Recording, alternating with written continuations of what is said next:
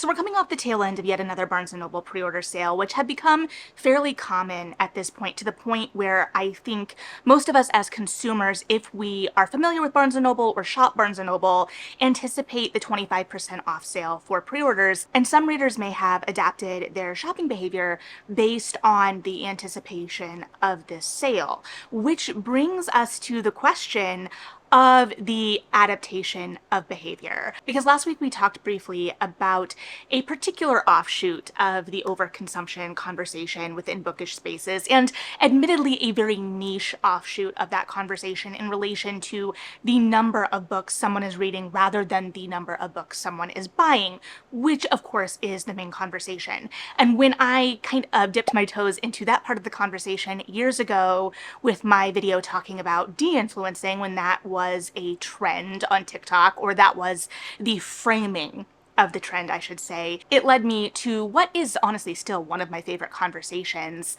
though very cursory, in relation to whether publishers adapt to reader behavior or whether it tries to force readers to adapt to what it wants in ways that just seem counter. And I would love to point you to that video, and of course you can go back and watch it, but the reality is it's years old and people aren't going to find it organically, and I very, very briefly discuss the nature of pre-orders as just one piece of a larger puzzle. And I would love the opportunity today for us to dig in to the pre-order piece of the puzzle a little bit more, because one of the main critiques I have continued to hear in relation to the conversation about overconsumption and even just purely bookish spaces online is this overemphasis on frontlist titles or new books, new titles. Frontlist generally being considered the first 6 months to a year of a book's life. And this of course feeds into everything, including the ARC discourse that I talked about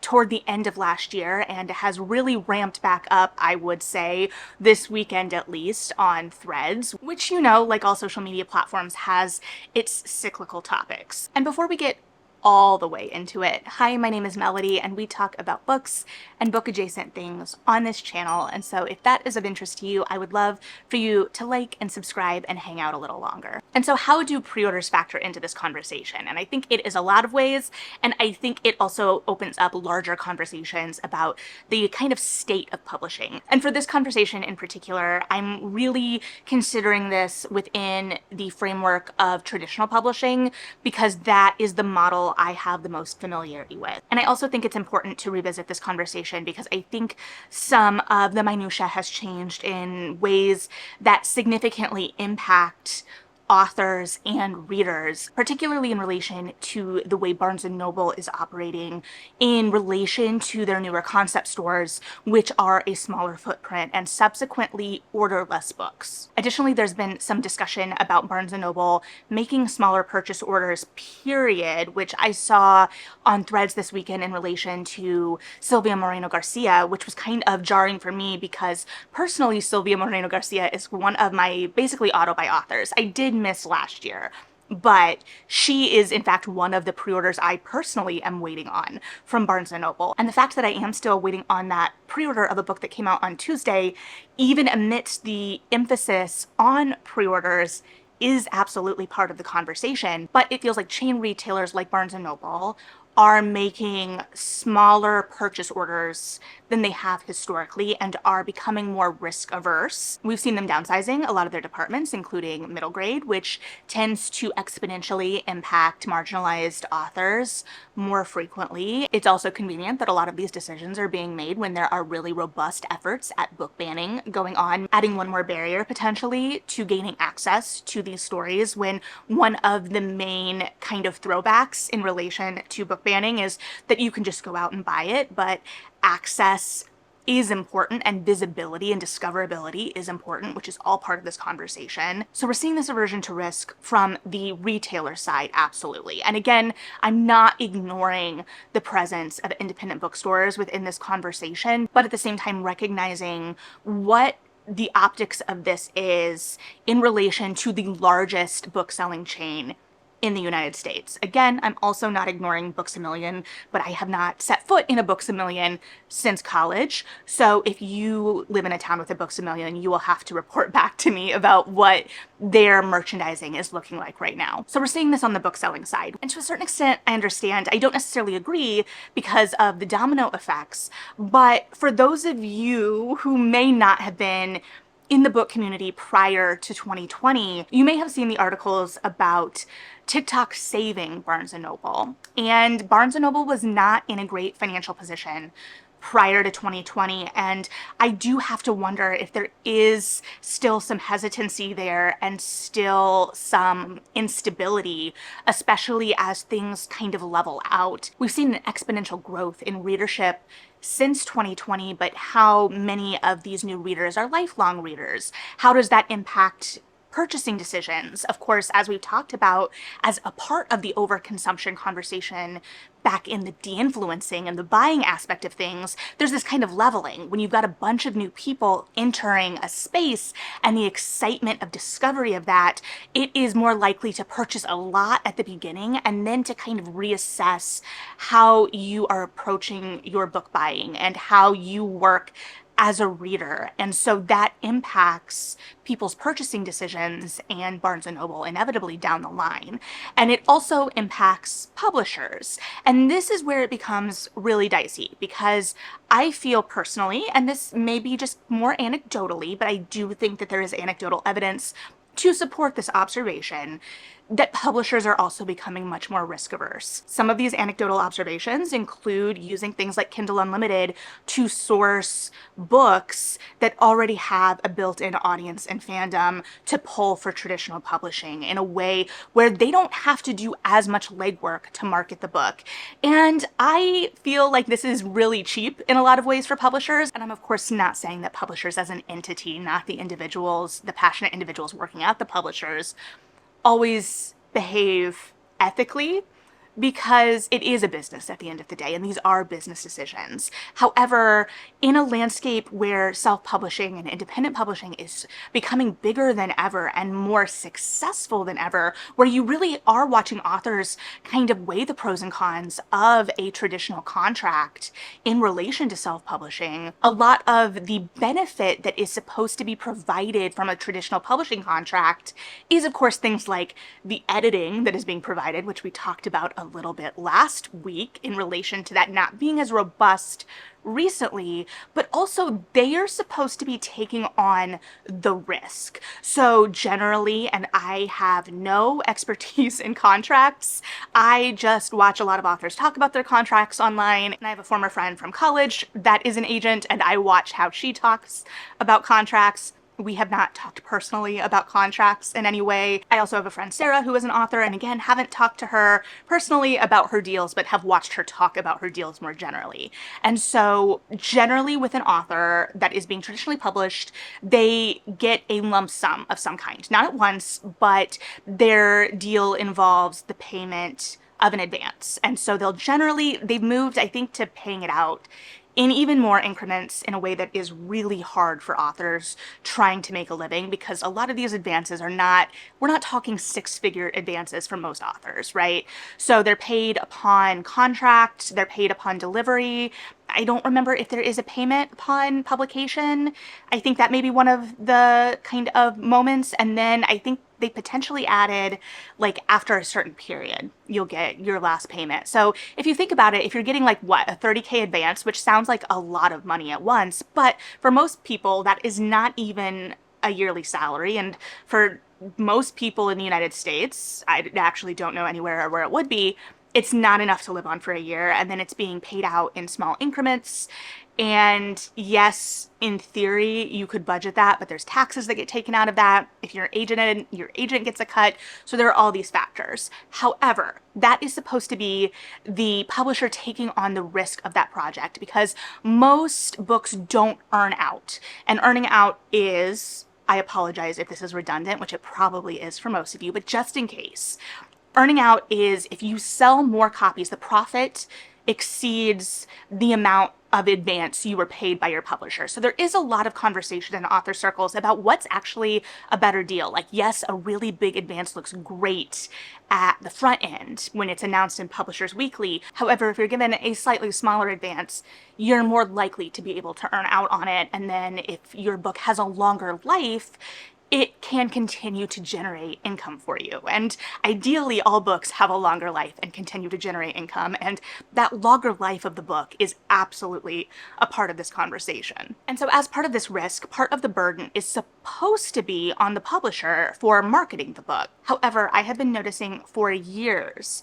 the kind of shifting of this onus. And I talked about this in my Adapt or Die video in kind of relation to publishers forcing readers to behave how they want them to be. In relation to pre-orders, this means kind of trying to force readers to pre-order books and really emphasizing that initial period for a book. And at this point, sometimes it feels like publishers have made up their minds about whether a book is worthy of support based on pre-order numbers, which is incredibly problematic, especially for debut authors who may not have a built-in audience. And I would argue pretty heavily that this also is a problem for readers because it makes discoverability harder. And it also is shifting the onus of success on to not only authors to publicize themselves to the point of frantically trying to get graphics together whenever Barnes & Noble decides to drop these pre-order sales, to having to have much more of a social media presence than some might want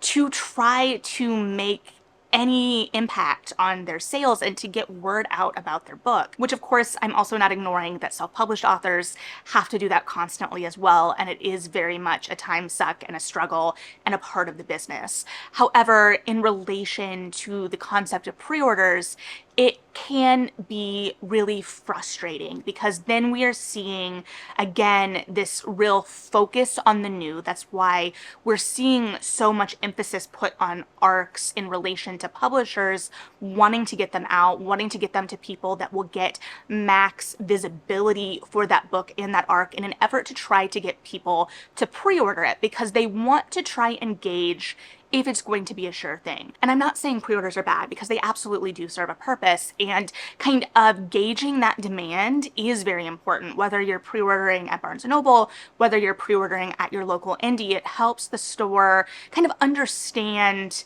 how popular the book may be. It may bring a book onto their radar that they didn't know about and allow them to order in more copies. And I know with my indies, when I pre-order a book, generally I'm just ordering a book to be held for me and I'm not paying in advance, which is nice. And ideally that gets that book on the store's radar as well, but it is a different thing. And so publishers, it feels like, are trying to kind of train readers to buy in as advance as possible.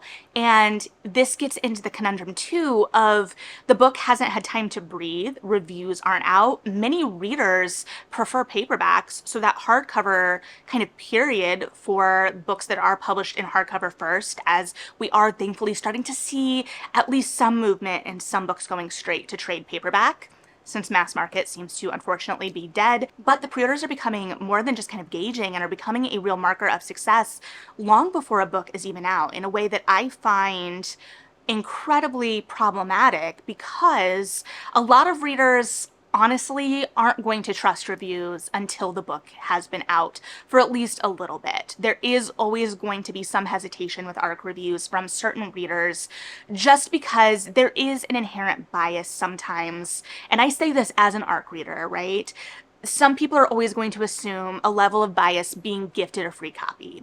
And that is going to vary from reviewer to reviewer, and you have to kind of just know what reviewers you gel with. And some reviewers only post positive reviews publicly, but I also think that this is a very valid concern, as we're seeing a lot more, admittedly on the self-published side, but we are seeing a lot of pressure from ARC readers and this blurring of lines of what an ARC reader's responsibility even is as it becomes more publicity for some authors as well. And there is this emphasis put on only speaking well of a book, and this idea that if you as an ARC reader speak poorly of a book before publication, you have personally tanked the success of that book potentially, which kind of is part and parcel of this emphasis on the pre-order period. And this also unfortunately goes back to the conversation I had last fall/winter about the real shift in historical romance, which isn't dead, but it's not what it once was. And this conversation kind of was popular around the time I talked about it on here, and it kind of resurfaced recently with a Book Riot article. And I saw well-meaning conversation from people within the publishing industry kind of encouraging people to pre-order the books they care about. There's this real talk about how do we support the genre that we love. And of course, sales are always going to support a genre. However, in some ways, it felt like it shifts the onus again onto readers rather than to the publishers who are not accurately adapting to the market, to finding new readership, to leveraging the new potential readers with the popularity of Bridgerton. And then it goes down the line, and these pre-orders potentially impact store placement or whether stores order books at all. I also was seeing anecdotal conversation on threads about pre-orders potentially determining for Barnes & Noble, especially I would assume the smaller Barnes & Nobles, whether a store even orders the book in at all. And I went in yesterday after having not been in for a while, and I did notice that there were a lot of titles that I have on my radar from digging into new releases and talking about them and anticipated releases that I didn't even see in store. And it really did seem like the focus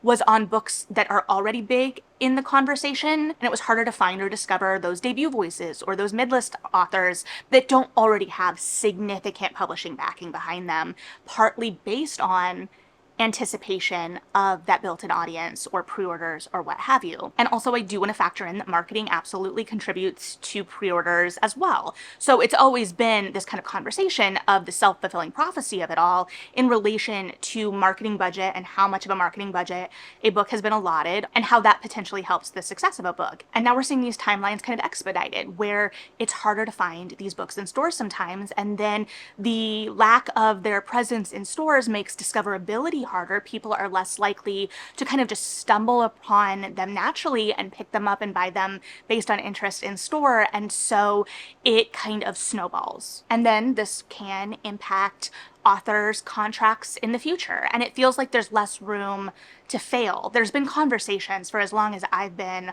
online about how important it is or how rare it is for an author to kind of break out on their debut. And I've always been a firm believer in that support, even if the first book isn't, a runaway success. Even just from my experience as a reader, watching authors kind of settle in to their voice. For instance, Rebecca Ross, I listened to one of her very early books when it came out, I want to say 2019. I did not like it. And since then, she has written some books that have been my favorites of the year, or V.E. Schwab that I didn't even discover until A Darker Shade of Magic, or my first kind of interaction with this idea was actually Courtney Summers with All the Rage, and how that book was kind of being presented as her debut, but it wasn't. It was just the first breakout. And so we have all of these incredibly strong writers that are just kind of existing in the mid-list, but we do have this kind of shrinking of the mid-list, even as we are still publishing tons and tons of books. So the mid-list isn't dead, but it feels like it's being given a lot less room to breathe, and it doesn't feel like there's as much time for discoverability, which is a real shame, because if we go back to the beginnings of Book Talk in 2020, the books that we think of as kind of like the early quintessential Book Talk books, the books that Book Talk prides itself on bringing onto the bestseller list, had already been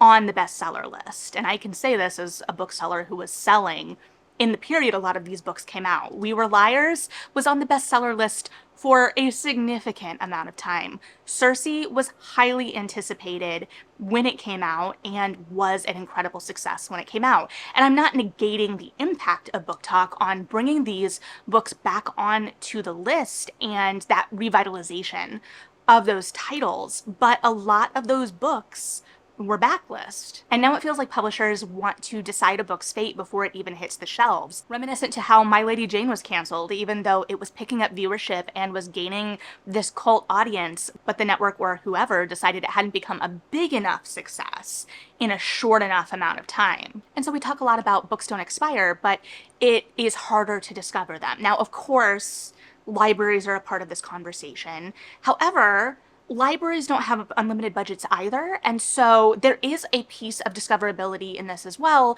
in the sense of maybe it is a deeper cut title that you can then request for your library. And of course you can request prior to publication for your library as well, which is part of the pre-order push. And libraries are absolutely a part of this conversation. And in fact, a lot of these mid-list titles that I'm having trouble finding in store or may not be jumping out to me in store, I have been sourcing for my library all year, so I haven't really felt the full impact of it, but I also benefit from a very, at least currently, well-funded library. And we unfortunately can't ignore that as we see library funding impacted, we're going to see library placement and book sales impacted as well. And so it feels like publishing is trying to shift our mindset as readers in relation to pre-orders. I have, a couple of authors that I consider auto-buy authors. And historically, I would maybe kind of order only a couple of books a year, and it would be those auto-buy authors. And now it feels like there is more pressure in relation to supporting authors I do absolutely want to be supporting in relation to these pre-orders, or pressures to single-handedly keep a genre sustained through pre-orders when I am having trouble as a reader even finding placement of that genre in stores. And it's also putting pressure on authors to provide extra incentives in order to drive these pre-orders. For instance, Adriana Herrera, who wrote my favorite romance of the year so far, A Tropical Rebel Gets the Duke, had a pre-order incentive for a beautiful piece of artwork for Tropical Rebel. And historically, we could trust that publishers were largely footing the bill for a lot of these incentives. I do not think that we can take that for granted anymore. And we are seeing this real push to provide any extra incentive for a pre-order possible. And for things like artwork, especially artwork for historical romances that are being done in the tradition of the step back, that are kind of done for long-standing readership and as an homage to the genre as we may have grown up with it. I like that. I get it. It's also supporting other artists, which I appreciate, especially in this landscape where AI is really threatening all artistic endeavors and pursuits. However, it's again then putting a lot of financial pressure on authors, and it's also kind of inviting lots of unnecessary tchotchkes into readers' lives. And like, do we really need all of this stuff in relation to pre-orders? And I really want to be clear for authors who are really just doing their best to get visibility for their book. I am not trying to be insulting to you in any way with that, because you are doing the best you can. But that's the kind of climate it's creating. Like, what am I going to get for pre-ordering this? Whether it be a thing that you may or may not need, whether it be a discount. But even with the discount, which kind of like brings us back to the beginning, and the Barnes & Noble pre-order sale being a large driver of this conversation and of pre-orders, however, I have seen a real rise in frustration with Barnes & Noble pre-orders from readers. And sure, there is something to be said that Barnes & Noble is not going to pay the strict on sale embargoes for books like someone like Amazon does not care. They'll pay the fine. They use books as a loss leader anyway. Barnes & Noble, that's not the case. However, if you are pre-ordering a book, generally the understanding is you are very excited about that title, which again, the publisher may have a different idea of pre-orders than the average reader. And now it's taking much longer. You're not going to be guaranteed to get that book on the Tuesday release day from Barnes & Noble. If you're lucky, it will ship that day. But I used to get it like Friday or Saturday. With this most recent round of pre-orders, it's now set to arrive maybe on Monday, maybe Tuesday if I'm really lucky. So potentially a full week after release. And that is going to start driving a lot of readers away from pre-ordering. Readers that you've potentially kind of bamboozled into this system of ordering so far ahead. And there is still something really joyful about being able to walk into a store on release day and just picking up the book. Now, of course, you can do that by reserving, pre-ordering a copy, especially at your local indie, and having it available for release day. But it's not necessarily guaranteed to be available, especially in large retailers, if there isn't already the demonstration of these sales. And we've seen a lot of frustration recently too from readership of things that are by and large successful. Things like the Legendborn cycle, where readers go to the bookstore on release day excited to grab the new book, and it isn't available for them. And I do have sympathy for the booksellers who are trying to get stock out as quickly as possible on new release Tuesday, especially with stores that are surely understaffed. But at the same time, that is a problem. And I want to be clear, I'm not belittling pre-ordering or supporting your favorite authors, but I also want to acknowledge how this kind of shift in the industry is contributing to this like very fast feeling cycle for books and publishing, and this overemphasis on the new and front list, as it is incredibly important to the life cycle of a book, and also acknowledge where it has shifted my own purchasing decisions, even where I recognize where it's stemming from as I start to, and again, some of this is for me to unpack on my own, but feel some level of responsibility to support the authors I love financially, which yes, there is, I love being able to support the authors that I love financially, but also there is a part of it that is about wanting them to get their due or to be seen, and being much more strategic with what I'm purchasing, whether it be from marginalized authors that I don't think are getting the visibility that they deserve, and or genres that I love that are being kind of sidelined right now, like historical romance. And it is kind of something I have sat with, because on some level it feels like trying to prove something to someone who has no real interest in you as a customer in that way. But at the same time, I am there to support the genres and the authors that I love, even if I will always maintain that the platonic ideal of a romance novel for me is a well-loved mass market with a step back, but one that doesn't smell like cigarette smoke, which is very important to me personally. But this is all part of the larger conversation. And like all conversations on this channel, which are meant to be conversations, and it's not meant to be calling anyone out, I try to acknowledge the nuance, even where I admit I might not catch all of it.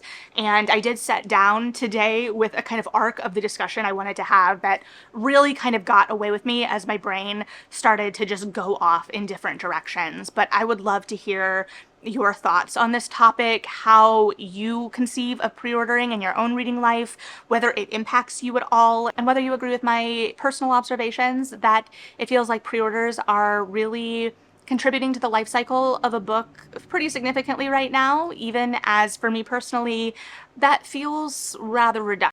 But as always, thank you for hanging out and listening to my thoughts. Read something good, and yeah, bye.